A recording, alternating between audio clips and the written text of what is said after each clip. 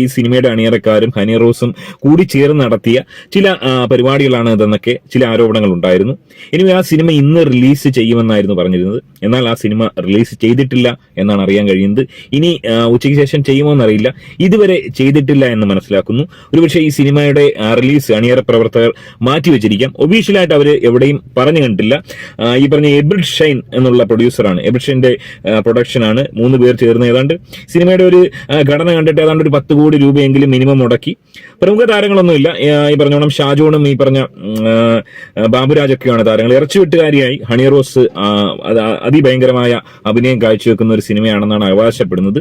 ഒരുപക്ഷെ നല്ല സിനിമയായിരിക്കാം, നല്ല രീതിയിൽ എടുത്തിട്ടുണ്ടാവാം. ഏതാണ്ട് ഒരു 10 കോടി രൂപയെങ്കിലും ഈ സിനിമയ്ക്ക് മുടക്കിയിട്ടുണ്ടാവാം. സോ ഹണി റോസിനെ പോലുള്ള ഒരു നടിയെ വെച്ച് ഇത്തരം വലിയ ഹൈപ്പിൽ ഒരു സിനിമ വരികയും ഈ രീതിയിൽ പൈസ ചെലവാക്കി ഒരു സിനിമ ചെയ്യുമ്പോൾ തീർച്ചയായും ആ സിനിമ കളക്ട് ചെയ്യുകയും ആ സിനിമ നഷ്ടമല്ലാതായി പോവുകയും